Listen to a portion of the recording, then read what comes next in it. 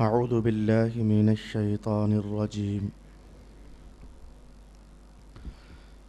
بسم الله الرحمن الرحيم. بل زين للذين كفروا مكرهم وصدوا عن السبيل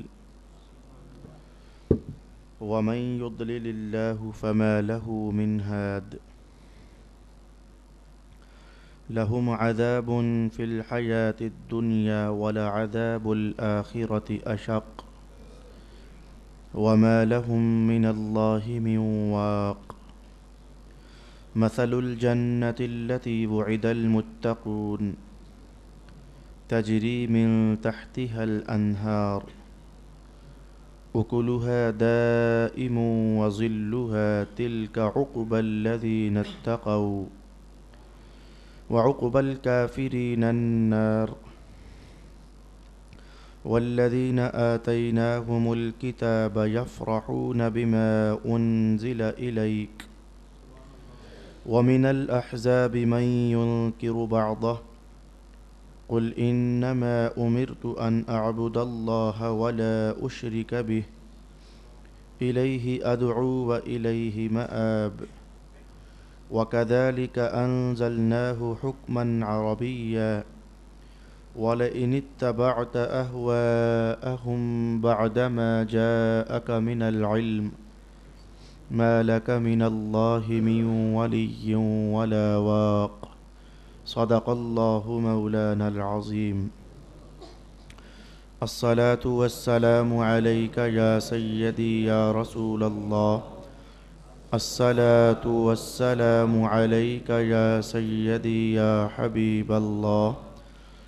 الصلاة والسلام عليك يا سيدي يا شفيع المذنبين وعلى آلك وأصحابك يا سيدي يا رحمة للعالمين.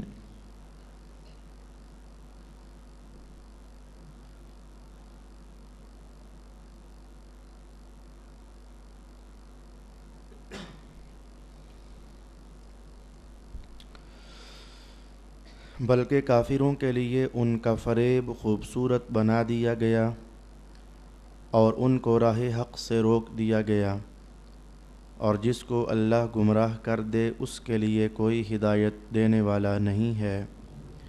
ان کے لیے دنیا کی زندگی میں عذاب ہے اور البتہ آخرت کا عذاب زیادہ دشوار ہے، اور ان کو اللہ سے بچانے والا کوئی نہیں ہے۔ متقین سے جس جنت کا وعدہ کیا گیا ہے اس کی صفت یہ ہے کہ اس کے نیچے سے دریا بہتے ہیں، اس کا پھل اور اس کا سایہ ہمیشہ رہے گا۔ یہ متقین کا انجام ہے، اور کافروں کا انجام دوزخ ہے۔ اور وہ لوگ جن کو ہم نے کتاب دی وہ اس سے خوش ہوتے ہیں جو آپ کی طرف نازل کیا گیا ہے، اور ان گروہوں میں سے بعض وہ ہیں جو اس نازل شدہ کے بعض حصہ کا انکار کرتے ہیں۔ آپ کہیے کہ مجھے صرف یہ حکم دیا گیا ہے کہ میں اللہ کی عبادت کروں اور اس کے ساتھ کسی کو شریک نہ کروں۔ میں اسی کی طرف بلاتا ہوں اور اسی کی طرف مجھے لوٹنا ہے، اور اسی طرح ہم نے اس قرآن کو نازل کیا ہے جو عربی زبان میں دستور ہے، اور اگر آپ بھی اس علم کے آنے کے بعد بالفرض ان کی خواہشوں کی پیروی کریں گے تو اللہ کے مقابلہ میں آپ کا نہ کوئی مددگار ہوگا نہ بچانے والا۔ صدق اللہ مولانا العظیم۔ برادران دین و ملت، آج کی نشست میں قرآن حکیم نے ہمارے دشمن کی ایک چال بازی بیان کی ہے۔ دشمن کے حملہ کرنے کا ایک مخفی ترین راستہ تھا جو ہمیں بتا دیا ہے۔ ان ہونا دشمن ہو جس کی چالاکیوں سے ہم بے خبر ہوں وہ کدھر سے حملہ کرے گا اور کدھر سے وار کرے گا، اس کے پاس طاقت کتنی ہے، یہ سب کچھ اگر پردہ خفا میں ہو، پوشیدہ ہو، معلوم نہ ہو تو جنگ جیتنا اور لڑائی جیتنا مشکل ہو جاتا ہے، اور اگر معلوم ہو دشمن کے پاس کتنی طاقت ہے، وہ کدھر کدھر سے حملہ کر سکتا ہے، اس کی ہیلہ سازیاں، اس کی چالاکیاں اور اس کی اپنی جنگی حکمت عملیاں کیا ہیں، اگر معلوم ہو جائے تو پھر جنگ کا جیتنا بہت سارا آسان ہو جاتا ہے۔ ہر مسلمان کے ساتھ ایک دشمن اپنی فوج لے کر جنگ کرنے کے لیے تلا ہوا ہی نہیں ہے صرف، بلکہ وہ برسرے پیکار ہے اور وہ جنگ کر رہا ہے۔ میری مراد ہے شیطان ہمارا دشمن ہے، اور صرف یہی نہیں کہ ہم سب کا مجموعی طور پر، بلکہ ہم میں سے ہر ایک کا پورا دشمن ہے، اور دشمن بھی کھلم کھلا ہے، اور دشمن اپنی تمام لشکروں کے ساتھ مل کر وہ ہم پر حملہ زن ہوتا ہے۔ شیطان کے لشکروں کا اندازہ اس حدیث شریف سے لگایا جا سکتا ہے جو کل ہی کے سبق میں ابھی ہم پڑھ کر فارغ ہوئے۔ رسول پاک علیہ السلام نے ارشاد فرمایا، یہ جو سیدھا راستہ ہے اس کی مثال سمجھو کہ یوں ہے کہ ایک راستہ ہو، اس راستے کے توڑو توڑ اول سے لے کر آخر تک دونوں طرف دروازے کھلے ہوئے ہیں، ان دروازوں کے آگے ہر دروازے کے سامنے پردہ لٹک رہا ہے۔ حضور نے فرمایا کہ راستے کے اس طرف کھڑا ہو کر کوئی تمہیں بلا رہا ہے کہ ادھر میری طرف دیکھو، ادھر چلتے آؤ، دائیں بائیں نہ دیکھو، کوئی تمہیں آواز مار رہا ہے۔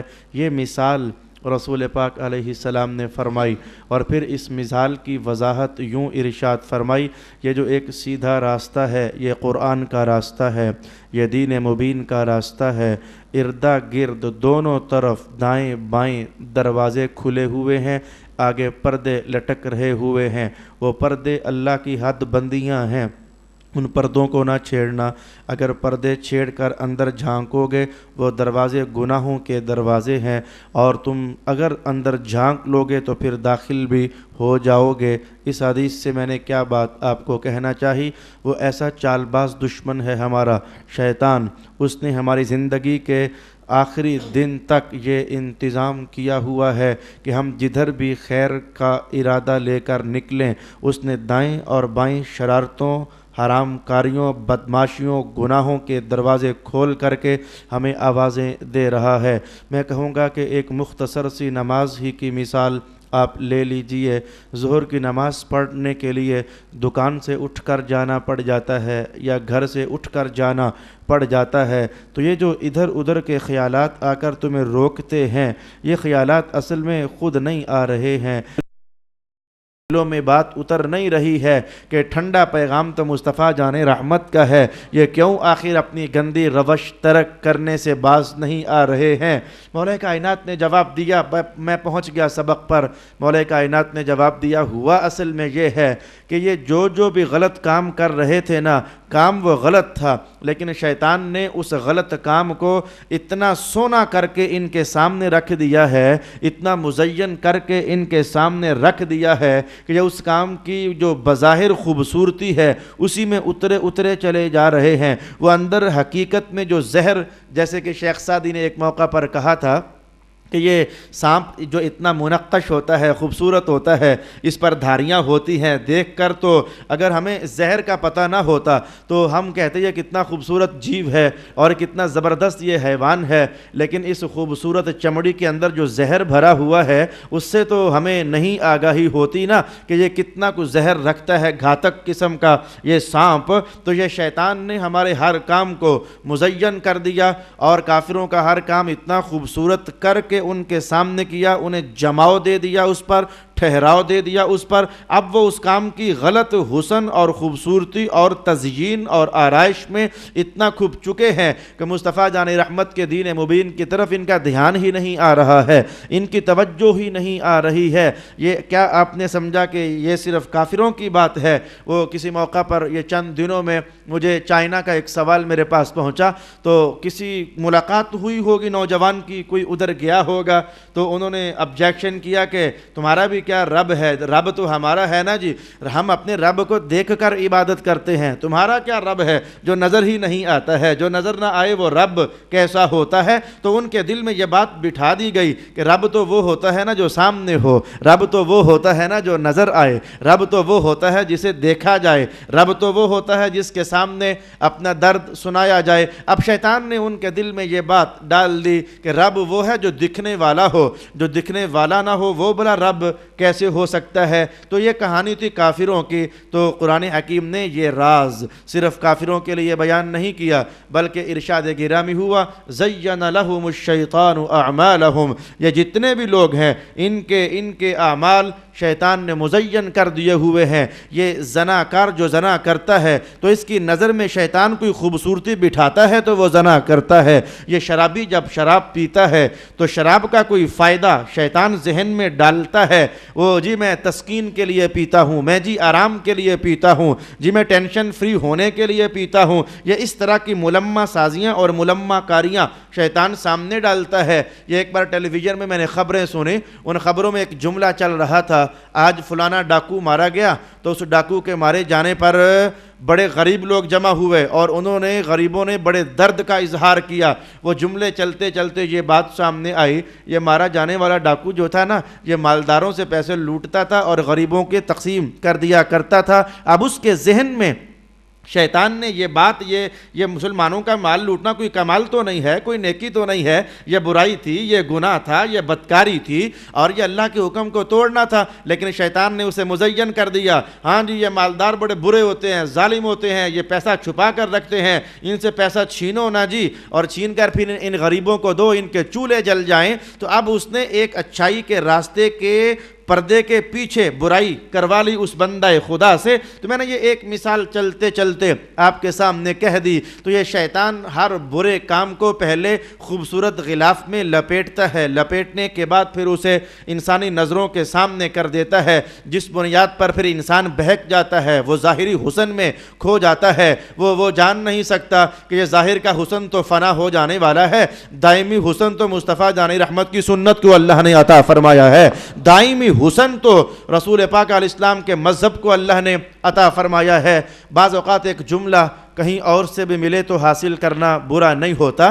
میں رمضان المبارک میں جب سحری کھا رہے ہوتے تو مفتی محمد اکمل صاحب یہ اہل سنت کے اچھے اور عظیم عالم ہیں، تو یہ ٹیلی ویژن پر مسائل پر گفتگو کیا کرتے تھے۔ تو کسی دن عنوان کوئی بھی تھا، لیکن ایک جملہ میں نے ان کا وہاں سے حاصل کر لیا۔ انہوں نے کہا جی بعض اوقات یہ جو شیطان ہے یہ نیکی سے ہٹانے کے لیے بھی ایک ایسا نیکی کا راستہ سامنے کرتا ہے، نیکی سے ہٹانے کے لیے ایک ایسا نیکی کا راستہ سامنے کر دیتا ہے کہ بندہ ادھر متوجہ ہو کر کے اصل نیکی کو فراموش کر دیتا ہے۔ تو شیطان کی چال بازی ہے کہ کسی طریقے سے یہ بڑی نیکی سے ہٹے نہ، چھوٹی پر تو آئے، جب بڑی سے میں ہٹا چکوں گا پھر چھوٹی سے بھی ہٹانا میرے لیے آسان ہو جائے گا۔ میں کہوں گا اس کی مثال آپ دیکھ سکتے ہو، وہ اس بندے کی بات، میں اس بندے کی بات کہوں گا، میں نام لینے سے مجھے غرض نہیں ہے۔ اس نے کہا جی میں مسجد میں نماز نہیں پڑھتا ہوں جی۔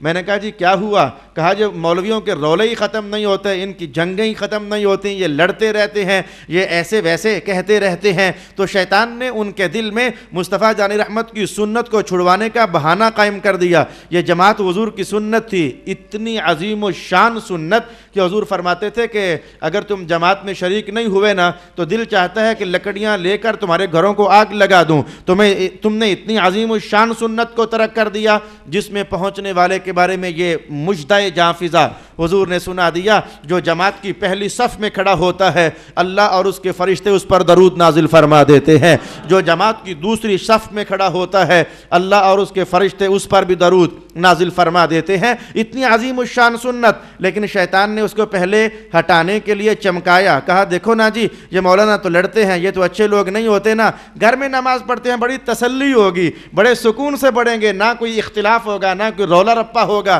مزے مزے سے اپنے اللہ کو یاد کریں گے۔ اس نے سنت کو چھڑوانے کے اوپر مولویوں کو داغداری کا ایک غلاف پہلے چڑھایا، نفرت پہلے دلائی، اور اس کے بعد کہا کہ جی گھر میں نماز پڑھنا بہتر ہے۔ یہ مفتی اکمل صاحب کا جملہ بڑا زبردست جملہ ہے کہ ایک نیکی کی آڑ میں یہ دوسری نیکی ہٹوا دیتا ہے، ایک نیکی کی آڑ میں چھوٹی دکھا کر بڑی سے ہٹاتا ہے۔ جب بندہ ادھر سے ہٹ جاتا ہے تو پھر یہ چھوٹی سے ہٹانا تو اس کے لیے بڑا آسان ہو جاتا ہے۔ آئیے ہمیں جائزہ لینا ہے اپنے آپ کا۔ ہم جانتے ہیں سچ کیا ہے، ہم جانتے ہیں نماز کیا ہے، ہم جانتے ہیں قرآن کی تلاوت کیا فائدہ دیتی ہے، ہم جانتے ہیں کہ والدین کی خدمت کیا دیتی ہے، ہم جانتے ہیں کہ پڑوسیوں کا حق کیا ہے، یہ ساری اچھائیاں ہم جانتے ہیں۔ تو تولنا یہ ہے کہ ان اچھائیوں کو جاننے کے باوجود ہم میں سے ہے کوئی ایسا جو جاننے کے باوجود نماز سے ہٹا ہے، وہ جائزہ تولے بھلا شیطان نے اس کے دل میں ڈالا کیا ہوا ہے، بھلا جو جانتا بھی ہے کہ سچ کمال ہے لیکن پھر بھی وہ چھوڑے ہوئے ہے، وہ تولے اور جائزہ تولے بھلا کہ شیطان نے سچ کے خلاف میرے دل میں کیا بات ڈالی ہوئی ہے، اور جھوٹ جو مجھے دے رہا ہے تو اس پر کون سا اس نے حسین غلاف ڈالا ہوا ہے۔ جیسے دکاندار طبقہ کہتا ہے علامہ صاحب کیا کریں، جب تک جھوٹ نہ بولیں دکان چلتی نہیں ہے۔ ہاں جی چلتی ہے، جب کل تک چلا کرتی تھی تو آج کیوں نہیں چلتی ہے؟ اس محفل میں ایسے نوجوان بیٹھے ہیں میں جنہیں جانتا ہوں، وہ کہتے ہیں جی گاہک مڑتا ہے تو مڑ جائے، ہم حضور کی تجارت والی سنت کو فراموش تو نہیں ہونے دیتے ہیں۔ تو اللہ نے ہمیں بھوکا نہیں رکھا ہوا ہے، لیکن میں نے کہا کہ اس نے تمہارے دل میں خیال ڈال دیا اور کوئی ایسا حسین پہلو ہے صحیح جو تمہارے دلوں میں بٹھا دیا اس نے، جب تک جھوٹ بولو گے نہیں تو دکانداری چلتی نہیں ہے۔ الغرض ہم میں سے ہر ایک کو دیکھنا ہے وہ کس نیکی کو فراموش کر رہا ہے، اور فراموش کرنے پر شیطان نے اس کے دل میں کون سا وسوسہ چمکا کر کے تو ڈالا ہوا ہے، اس کا جائزہ لے کر اللہ سے مدد مانگنی ہوگی ہمیں، اور تاکہ اس گناہوں کی لت سے ہماری جان خلاصی ہو جائے۔ ارشاد گرامی ہوا بل زین للذین کفروا مکرہم وصدوا عن السبیل، شیطان نے ان کے مکر کو مزین کر دیا اور وہ اللہ کے راستے سے روک دیے گئے۔ شیطان کا یہی تو طریقہ کار ہے، اللہ کے راستے سے روکنے کے لیے وہ اس طرح کی ہیلے سازیاں کر دیتا ہے۔ وَمَن يُضْلِلِ اللَّهُ، یہ دیکھو مجھے کیسی اس موقع پر ہنسنے سی والی مثال ذہن میں آ گئی، یہ کہاں جا کر کے تو کیسے حملہ کرواتا ہے۔ مجھے اطلاع ہوئی کہ یہ حج کے موقع پر جب یہ شیطانوں کو کنکر مارے جاتے ہیں تو مبارک سنت یہ ہے کہ کنکر ایسے بس انگوٹھے پر رکھ کر اور شہادت کی انگلی کی ٹیک دے کر بس ایسے پھینکنا ہوتا ہے، وہ کس کر مارنا نہیں ہوتا بلکہ ایسے پھینکنا ہوتا ہے۔ مجھے کسی نے بتایا جی وہاں ایک بندہ تھا، اس نے کہا پٹھان تھا، اسے غصہ آ گیا تو اس نے جوتا پکڑ کر اس نے کہا کنکر سے داغا شیطان کا کیا بنے گا۔ اس نے جوتا پکڑا اور پکڑ کر کھینچ کر کہا اس شیطان کے بچے کو میں بھی ٹھیک کرتا ہوں۔ وہاں بھی اس نے دیکھو حضور کی سنت کو یہ پردے کے پیچھے کر دیا، پردہ سامنے یہ کیا، اے شیطان اسی طرح کس کے مارنا چاہیے نا، آج تو یہ قابو آیا ہوا ہے، اسے ذرا زور سے مارنا چاہیے۔ یہ خیال اس نے دل میں ڈالا اور دل میں ڈال کر اس بیچارے کی سنت، وہ جو رمی کرنے والی سنت ہے، اس کو فراموش اس نے کروا دیا۔ الغرض کہاں اس کی چال بازیوں کی کہانیاں ہم سیکھیں گے۔ اللہ سے مدد مانگتے ہیں، اس لیے ہمارے حضور نے پہلے ہی ہمیں سکھا دیا کہ بات یہ ہے کہ تم یہ وظیفہ یاد کرو، لا حول ولا قوت الا باللہ العلی العظیم۔ مولا طاقت ہم میں تو ہے ہی نہیں ہے جی نیکی کرنے کی، تو دے گا تو ہم نیکی کر پائیں گے، اور برائی سے بچنے کی ہمت ہم میں تو ہے ہی نہیں ہے جی، آپ اے اللہ جی دو گے تو پھر ہم برائی سے بچ پائیں گے۔ اس وظیفے کو اپنا زندگی کا وظیفہ بناؤ، اللہ سے مدد مانگنا سیکھو، اس لیے کہ شیطان آخری لحظوں تک، رسول اللہ علیہ السلام نے آخری لحظے کی تصویر کیا بیان نہیں کی ہے، فرمایا کہ اے رشتہ دارو جب تمہارا کوئی فوت ہونے لگے تو پانی لے کر پاس آیا کرو. یہ حدیث کا مفہوم عرض کر رہا ہوں, جتنی حدیثیں میں نے پڑھی تو پانی لے کر پاس آیا کرو. میرے آقا ہوتا کیا ہے, فرمایا یہاں بھی شیطان آ پہنچتا ہے اور وہ زندگی بھر کی محنت لوٹ لینا چاہتا ہے. میرے حضور وہ کیا کرتا ہے؟ حضور نے فرمایا کہ وہ ٹھنڈے پانی کا پیالہ لے کر سامنے آ جاتا ہے. آب زلال ٹھنڈے پانی کا پیالہ لے کر سامنے آتا ہے تو موت کے وقت تلخی بڑی ہوتی ہے. جیسے کہ حضرت موسیٰ سے پوچھا گیا تھا کہ کیا محسوس کرتے ہو؟ فرمایا جیسے زندہ چڑیا کو سلاخ میں لگا کر کوئلوں کے اوپر رکھ دیا ہو نا, تو یہ ایسا سا کچھ احساس ہو رہا ہے جب کہ روح وجود سے نکل رہی ہے تو آگ جیسے جسم کو اندر سے کھا رہی ہو, تلخی ہو, پیاس ہو. تو ایسے میں وہ کہتے ہیں کہ میں یہ تجھے پانی پلا سکتا ہوں اگر تو کہیں اتنا کہہ دے لا الہ غیری, میرے سوا کوئی معبود ہی نہیں ہے, تو اتنا اگر کہیں کہہ دے تو میں یہ پانی تجھے پلا سکتا ہوں. تو دیکھا آپ نے, وہ ٹھنڈے پانی کے پردے کے پیچھے اللہ کا انکار کروانے کے لیے آ گیا. یہ کیسے رنگ ہیں اس کے, یہ کیسی شرارتیں ہیں اس کی. یہ کوئی نہ کوئی ملمہ سازی, کوئی رنگ روغن کر کر تو گناہ سامنے لے آتا ہے. اور یہ آج کا سنت سے بھاگا ہوا انسان وہ دانائی رکھتا ہی نہیں ہے. سنت کو لیتا تو دانائی آتی, قرآن کو پڑھتا تو فہم آتا, مذہب سے قریب ہوتا تو اس کا سینہ کھل جاتا نا. نہ یہ مذہب سے قریب ہوا, نہ یہ سنت سے قریب ہوا, نہ یہ کتاب اللہ کی خوشبو اور مہک سونگ سکا. یہ دانا نہیں تھا, شیطان اسے چک پکڑتا گیا, بلکہ میں کہوں گا اسے رولتا چلا گیا. وہ انگلیوں پر ناچ نچانا بھی کہیں تو یہ بھی کوئی بعید نہیں ہوگا. آؤ قرآن کی روشنی لیتے ہیں, اللہ کی مدد مانگتے ہیں. ارشاد ہوا بل زین للذین کفروا مکرہم وصدوا عن السبیل, بلکہ کافروں کے لیے ان کا فریب خوبصورت بنا دیا گیا اور ان کو راہ حق سے روک دیا گیا. وَمَن يُضْلِلِ اللَّهُ فَمَا لَهُ مِنْ هَادٍ, جسے اللہ گمراہی دے دے پھر وہ ہدایت پر آنا اس کا ذرا مشکل ہو جاتا ہے. اگرچہ اس آیت پر میں چونکہ تقدیر کے حوالے سے کئی موقعوں پر گفتگو کر چکا ہوں کہ اللہ کے گمراہی دینے کا معنی کیا ہوتا ہے, آج میں اس کی رویہ نہیں کرنا چاہوں گا. مجھے اگلے کچھ اسباق جتنی میں نے تلاوت کی, میرا دل ہے کہ میں اتنا تو ذرا آگے بڑھ جاؤں. پھر آئندہ یہ آیت آتی رہے گی, جسے اللہ ہدایت دے اسے کون گمراہ کرے, جسے اللہ گمراہ کر دے پھر اسے کون ہدایت دے. یہ عنوان پھر آئندہ زمانوں میں آئے گا تو انشاءاللہ اس کی توفیق سے ہم سیکھنے کی کوشش کریں گے.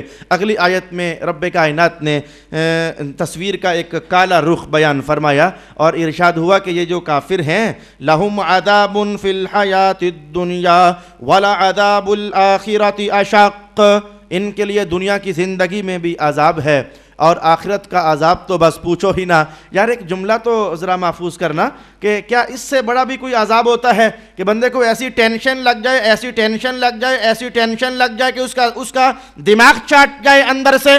جیسے آج یہ امریکہ کو ٹینشن لگی ہوئی ہے دہشت گردی کی, مر مسلمان رہے ہیں, ڈر اسے پڑا ہوا ہے اور ہلاک مسلمان ہو رہے ہیں اور خطرے یہ محسوس کر رہا ہے. اگرچہ ہے تو یہ بھی پرلے درجے کا شیطان ہے اور یہ مکار ہے, یہ پیسے آفر لگاتا ہے اور آفر لگا کر مسلمانوں کو اندر ہی اندر سے گھن کی طرح چاٹتا چلا جا رہا ہے. لیکن پھر بھی کوئی بات دل میں ہے تو صحیح نا کہ یہ مجھے کہیں یہ دہشت گرد مار نہ جائیں, اسامہ کہیں ہمیں برباد نہ کر دے, یہ طالبان کہیں ہمیں ہلاک نہ کر دیں. میرے جان میں کہوں گا کہ کیا یہ کم عذاب ہے کہ کافر کو ہر وقت یہ دھڑکا لگا ہوا ہے کہ ہم کہیں مر ہی نہ جائیں, ہم کہیں لٹ ہی نہ جائیں, ہم کہیں برباد ہی نہ ہو جائیں. یہ تو ایمان ہے نا جو سکھاتا ہے اپنے ماننے والوں کو وہ موت سے نہ گھبرانا, اس لیے کہ حضور کا کلام ہے الموت تحفۃ المومن, یہ موت تو ایمان والے کا تحفہ ہوا کرتا ہے, یا اس دنیا سے منتقل ہو کر وہ اللہ کی رحمتوں کا حقدار بن جایا کرتا ہے. تو میں نے کہا یہ دنیا کی زندگی میں عذاب,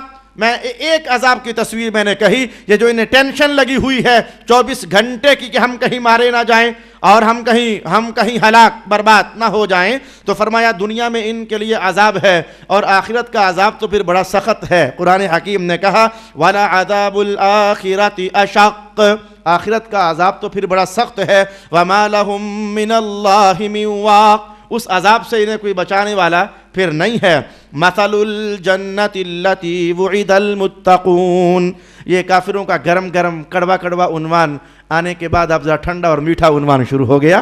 جنت کی کہانی اللہ رب العالمین نے شروع فرمائی. اب یہ مزاج قرآن کا آپ جان چکے ہو۔ جہاں یہ بدکاروں کی بات کرتا ہے ساتھ ہی نیکوکاروں کی بات کر دیتا ہے، جہاں یہ برے نتیجے اور انجام کی کہانی کھولتا ہے یہ ساتھ ہی کہیں اچھے نتیجے کی بات بھی کر دیتا ہے۔ ابھی کہا کافر مارے جائیں گے، دنیا میں ان کو عذاب ہے اور آخرت کا عذاب تو بڑا سخت ہے۔ یہ آخرت کے عذاب کی بات کی تو ساتھ ہی کہہ دیا یہ جو مومنوں کی جنت ہے بھلا اس کی شان کیا ہے، بھلا اس کی صفت کیا ہے، بھلا اس کی مثال کیا ہے؟ فرمایا مثل الجنت التی وعد المتقون، متقین سے جس جنت کا وعدہ کیا گیا ہے اس کی مثال بھلا کیا ہے اور اس کی صفت بھلا کیا ہے؟ تجری من تحتها الانہار، اس کے نیچے نہریں رواں ہیں۔ یہ پہلی شان جنت کی بیان ہوئی۔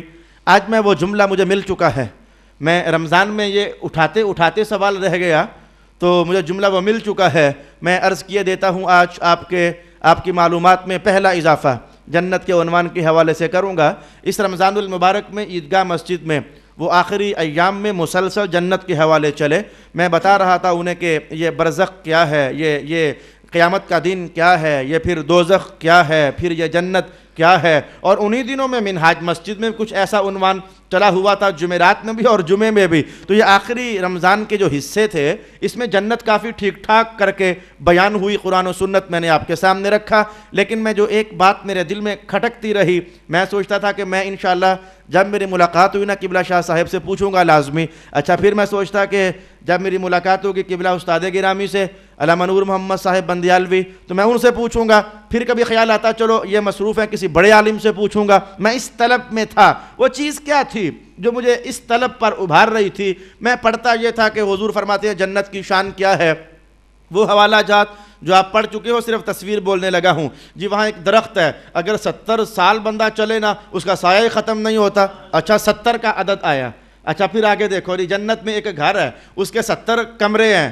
اچھا جی 70 کا پھر عدد آ گیا، ہر کمرے میں 70 بستر لگے ہوئے ہیں، یہ پھر 70 کا عدد آ گیا، اور ہر بستر پر 70 رنگ کی چادریں بچھی ہوئی ہیں، یہ پھر 70 کا عدد آ گیا، اور ہر بستر پر 70 دسترخوان لگے ہوئے ہیں، یہ پھر 70 کی بات ہو گئی۔ اچھا جی ہر دسترخوان پر 70 کھانے ہیں۔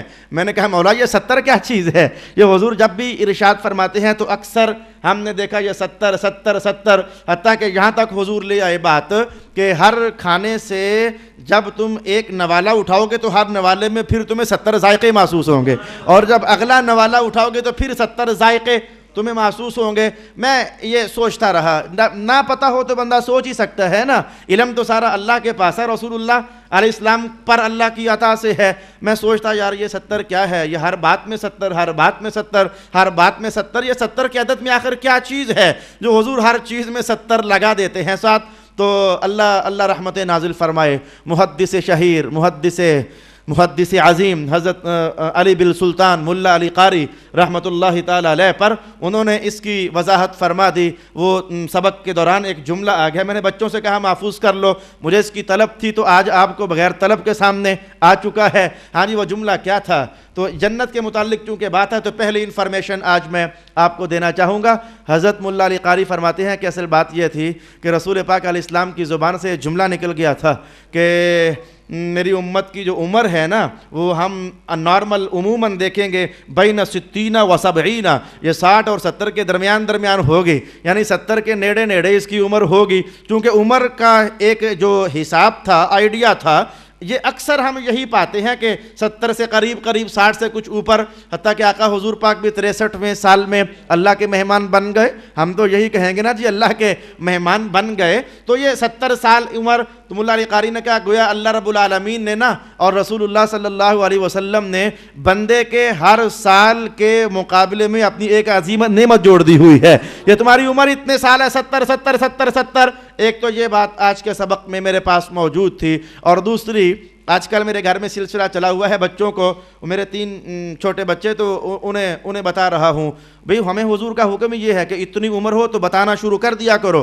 میں نے ان سے بتایا ایک جنت ہوتی ہے، ایک دوزخ ہوتی ہے، ایک مرنا ہوتا ہے، ایک قیامت کا دن ہوتا ہے۔ تو میں انہیں سبق بتا رہا تھا جو آج میں انہیں بھی بتایا تھا۔ اصل میں یہ سبق میں نے کہا چلو یہی بتا کر ٹال دوں، آج میرے پاس وقت نہیں تھا تو میں نے کہا چلو یہی سبق بتا کر انہیں ٹال دیتا ہوں۔ جی میں نے کیا سبق بتایا؟ قرآن حکیم نے جملہ کہا مسلمانوں کے لیے جو جنت ہے اس میں نہریں چلتی ہیں.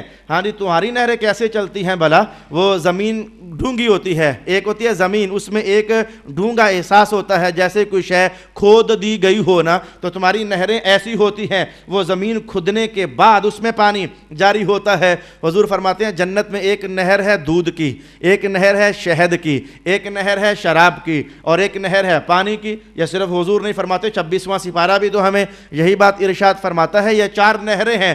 حضور نے کہا یہ جو جنت کی نہریں ہیں نا, یہ تو جنت کی زمین کھود کر تو نہیں چلتی, جیسے تمہارے فرش پر پانی گر جائے تو وہ آگے بڑھ جاتا ہے. جنت کی نہروں کی کہانی کچھ ایسی ہے, یہ بغیر کھودے یہ آگے بڑھتی ہیں. کتنا عجیب سا لگے گا اور حیرت ناک سا لگے گا. یہ دودھ کی ایک جیسے دیوار ہے اتنی اونچی ساری, اور وہ پوری جنت میں گھوم رہی ہے, اور وہ گر ہی نہیں رہی ہے, وہ باہر بہہ ہی نہیں رہی ہے. ایک شہد کی نہر ہے جی, وہ زمین کے اوپر ہی جیسے ایسے اٹھی ہوئی ہے, 8 10 15 فٹ, مجھے پتہ نہیں کتنے فٹ ہے, یہ تصویر کہنے کے لیے میں عرض کر رہا ہوں. نہ وہ دودھ پانی میں ملے نہ پانی دودھ میں ملے. چلو شکر ہے کہ جنت میں یہ نظام نہیں ہے. یہ دنیا میں ہے ویسے کہ پانی دودھ میں مل جائے, دودھ پانی میں مل جائے. یہ دیکھو 4 نہریں ہیں, دودھ کی, پانی کی, شراب کی اور شہد کی, لیکن کوئی بھی کسی سے مل نہیں رہی ہے. حالانکہ ان میں کوئی حد بندی بھی نہیں ہے, کوئی دیوار بھی نہیں ہے کھدائی کر کے جو بنائی گئی ہو. یہ اوپر ہی اوپر زمین پر ایسے چل رہے ہیں یہ چاروں دریا, اور پھر ان کا جو جال بچھا ہوا ہے.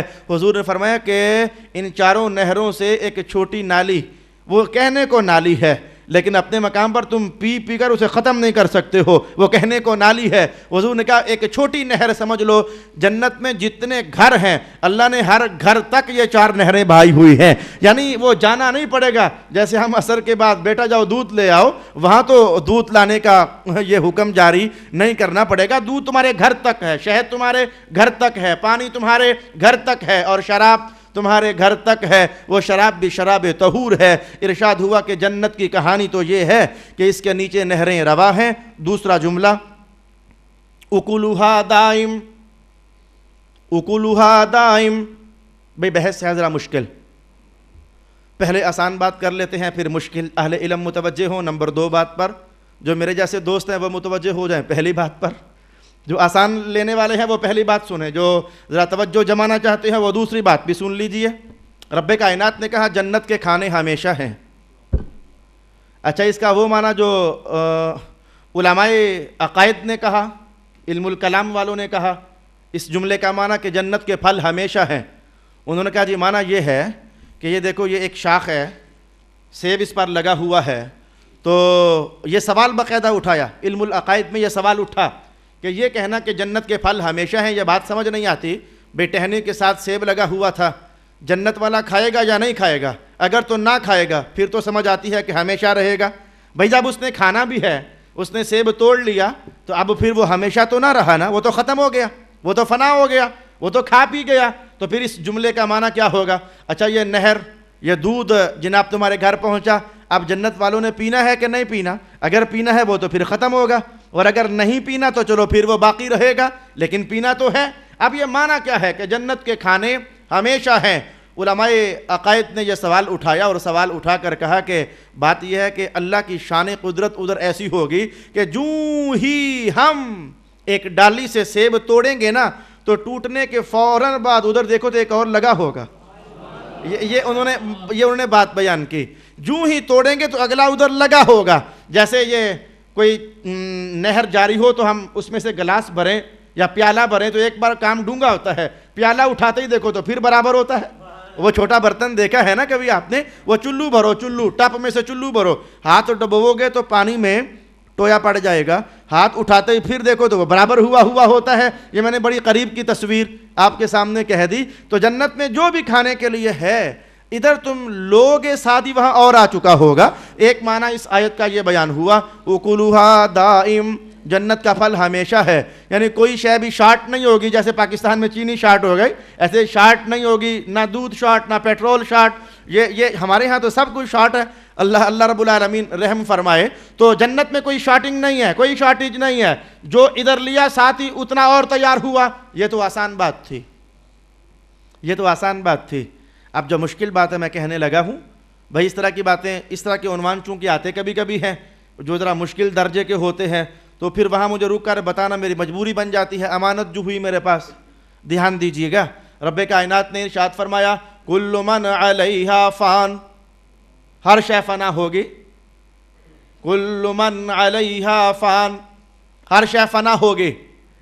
سیدی صاحب نے کوئی اور مثال لکھی ہے، اس پر پھر اعتراض ہے. میں نے وہ آیت نہ پڑھی، پھر میں نے یہ آیت پڑھ دی کل من علیہا فان، ہر شے فنا ہوگی. اچھا جب ہر شے فنا ہوگی تو قرآن کا یہ کہنا کہ جنت کا ہر پھل باقی رہے گا، یہ کیا بات ہو گئی؟ ہر شے فنا ہوگی، ساتھ کہا کہ ہر شے میں پھر جنت بھی تو ہے نا، جنت کے کھانے بھی تو ہیں نا پھر ہر شے میں. تو فرمایا کہ یہ تو باقی رہیں گے، یہ تو دائم ہے، اکلوہا دائم، یہ تو دائم ہے، یہ تو ختم نہیں ہوں گے. تو ادھر کہا کہ ہر شے فنا ہوگی، ادھر کہا ختم ہو جائیں گے، ختم نہیں ہوں گے. اسی لیے معتزلہ نے کیا کہا؟ ہم اہل سنت نے نہیں، معتزلہ ایک گمراہ فرقہ تھا اور اب بھی اس کے اثرات اور بقیہ جات باقی ہیں.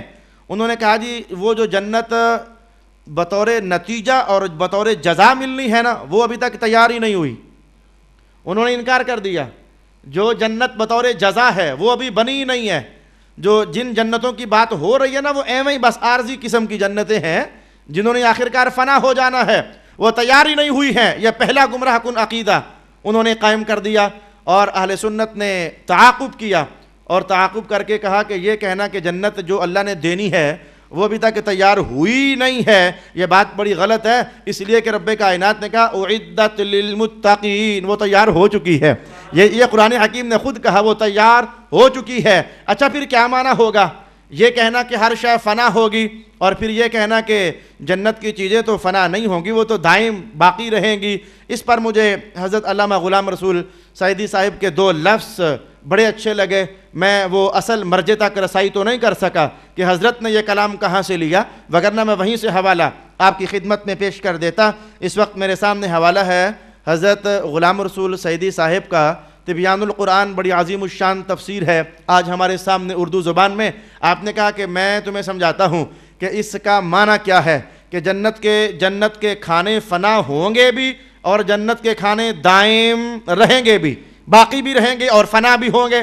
اس کو آپ نے کہا میں بتاتا ہوں کہ یہ دوام یعنی ہمیشہ رہنا، یہ دوام دو طرح کا ہوتا ہے. ایک ہوتا ہے دوام ثباتی اور ایک ہوتا ہے دوام تجددی. یہ دو لفظ آپ نے بولے، میں اس کو آسان زبان میں یوں کہوں گا، یہ ہمیشہ رہنا یہ دو طریقے سے ہوتا ہے. ایک تو یوں کہ شے ہمیشہ ہے، کبھی بھی ختم نہ ہو، جیسے اللہ کی ذات ہمیشہ ہے، ہمیشہ ہمیشہ ہمیشہ، کہیں بھی یوں نہیں ہے کہ اب اللہ نہیں ہے، کہیں بھی یوں نہیں ہے، ہمیشہ ہر جگہ کیا ہے؟ اللہ ہے. اسے کہتے ہیں دوام ثباتی، یعنی ہمیشہ ہمیشہ ہمیشہ. اب اس کا معنی میں یہی کر پاؤں گا. اچھا جی کبھی ہوتا ہے دوام تجددی، یعنی شے فنا بھی ہوتی ہے اور پھر بنتی بھی ہے، لیکن پھر بھی کہا جاتا ہے کہ یہ تو ہمیشہ ہے. جی فرماتے ہیں جیسے یہ مثال نہیں ہے کہ کسی بندے کے بارے میں کہنا یہ ہمیشہ نماز پڑھتا ہے. یہ بڑی سمجھنے کے لیے آسان مثال کہی. یہ بندہ ہمیشہ نماز پڑھتا ہے، حالانکہ ہمیشہ تو نہیں پڑھتا، وہ 24 گھنٹوں میں 5 بار پڑھتا ہے. وہ فجر کو پڑھتا ہے، ظہر کو پڑھتا ہے، عصر کو پڑھتا ہے، مغرب کو پڑھتا ہے، عشاء کو پڑھتا ہے. وہ ہمیشہ تو نہیں پڑھتا. اچھا یہ جو ہمیشہ ہونا ہے اسے کہتے ہیں دوام تجددی. فرماتے ہیں جنت کی کہانی کچھ ایسی ہی ہے، یعنی کچھ لحظے کے لیے فنا ہونا اور اس کے بعد پھر نیا بن جانا. جیسے میں نے علماء عقائد کی کہانی کہی، ادھر سیب توڑا، وہ لحظے بھر کے لیے فنا طاری ہوا اور فنا طاری ہونے کے بعد وہاں نیا بن گیا تو وہ پھر باقی رہا. یہ کچھ ایسی کہانی ہے جو اللہ رب العالمین نے یہاں ارشاد فرمائی اور کلام ہوا کہ مثل اکلوہا دائم، جنت کے کھانے ہمیشہ، وظلوہا، اور جنت کا سایہ بھی ہمیشہ.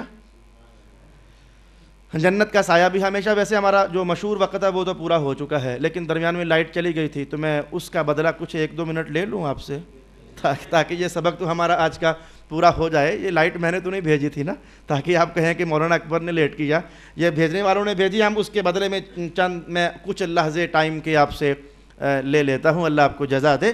فرمایا کہ جنت کے سائے ہمیشہ. اب یہ دوسری مشکل کہانی ہے، جنت میں تو سورج ہی نہیں ہے. جب سورج نہیں تو سایہ کہاں سے آیا؟ یہ کسی موقع پر یہ ایک بار بحث میں کر چکا ہوں، لیکن آج چونکہ سبق کا عنوان ہے تو میں حاضر خدمت ہوں، عرض کیے دیتا ہوں. بھائی جہاں سورج ہو پھر وہ چمکے، پھر وہ سائے بنے، اور جو کثیف وجود ہیں ان سے وہ روشنی گزر نہ سکے، تو پرلی طرف وہ جو روشنی کا نہ گزرنا یہی تو سایہ ہوتا ہے، روشنی کا نہ گزرنا ہی سایہ ہوتا ہے۔ تو جنت میں تو سورج نہیں ہے۔ اس پر میرے استاد گرامی حضرت علامہ سید ریاض حسین شاہ صاحب دامت برکاتہم القدسیہ ارشاد فرمایا کرتے تھے کہ جنت میں روشنی ہونے کے لیے سورج نہ بھی ہو تو کوئی فرق نہیں پڑتا، ادھر اللہ کا نور ہی بہت ہوگا، ادھر وہ اللہ نے ایمان والوں کو وہ جو حافظوں کے بچوں کے، حافظوں کے باپوں کے سر پر تاج چمکنے ہیں، حضور نے خود کہا وہ سورج سے زیادہ روشن ہوں گے۔ تو ایک سورج نہیں، وہاں تو خربوں کے حساب سے روشنیاں ہوں گی، اور ان سب سے پھر ماورا مصطفیٰ جان رحمت کے وجود اقدس کا نور ادھر ہوگا، پھر اس سے بھی ماورا اللہ رب العالمین کے نور کی تجلیات بھی تو ادھر ہوں گی۔ یہ روشنی کے ہونے سے سائے بنتے ہیں نا، تو فرمایا کہ وہ روشنی ایسی ہے کہ وہ سورج کی محتاج نہیں ہے۔ لیکن سوچنے والا جملہ کیا ہے کہ یہ سائے ہمیشہ رہیں گے، اس کا مطلب یہ ہوا کہ رات نہیں پڑنی ہے جنت میں۔ وہ سایہ تو دن کو ہوتا ہے نا، رات کو تو نہیں ہوتا، رات تو خود ایک بہت بڑا سایہ ہے، یہ زمین پر یہ چاند کا سایہ یا کسی اور شے کا بہت بڑا سایہ ہے۔ تو یہ کہنا کہ سائے ہمیشہ رہیں گے، یعنی یہ ہمیشہ ادھر یہ دن کا سما رہے گا۔ مجھے حدیث ذہن میں آ گئی اور بڑا اچھا ہوا ذہن میں آ گئی، آقا حضور کے کلام میں یہ بات ہوئی کہ وہ جیسے کوئی بہار کا سا موسم ہو تو صبح تڑکے ابھی سورج نہ نکلے تو وہ جو ایک ٹھنڈک کا احساس ہوتا ہے نا، بس جاننا کہ جنت میں کچھ اس سے بڑھ کر ہوگا۔ یعنی وہ صبح کا انداز، وہ ٹھنڈی ہوا کا گزرنا، اور ہوا ختم نہیں ہوگی، مسلسل چلے گی۔ جیسے حرمین میں جانے والے جانتے ہیں کہ اللہ کی رحمت کی ہوائیں کیسے چل رہی ہوتی ہیں۔ الغرض فرمایا اکلھا دائم وظلھا تلک عقبی الذین اتقوا، یہ ہے تقوی داروں کا نتیجہ، یہ ہے تقوی داروں کا انجام۔ وعقبی الکافرین النار، اور کافروں کا انجام دوزخ ہے۔ میں زیادہ رفتار لگانے کے باوجود ایک آیت پھر ہماری دو باقی رہ گئیں، انشاءاللہ اس میں کچھ ایمان والوں کے لیے تسلی ہے اگلے سبق میں، تو وہ اگلے سبق ہی میں دیکھ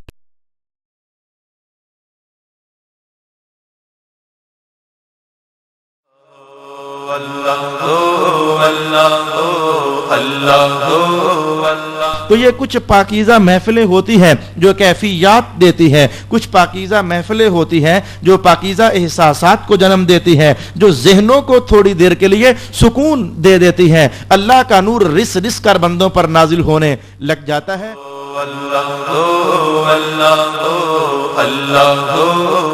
ہر بندہ اللہ کا محتاج ہے، کہنا چاہو تو غریب اپنی دنیا میں محتاج ہے، مالدار اپنی آخرت میں محتاج ہے غریب کا۔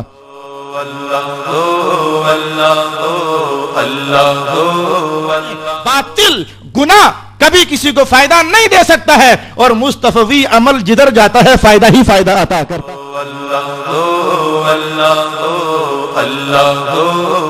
اپنے بچوں کا بچپن اللہ کے ذکر کے سائے میں ڈھالو، اپنی جوانیاں اللہ کے ذکر کے سائے میں ڈھالو، اور اگر بوڑھے ہو تو اپنا بڑھاپا اللہ کے ذکر کے سائے میں ڈھالو، اپنے گھروں پر اللہ کے ذکر کی چھاؤں ڈالو۔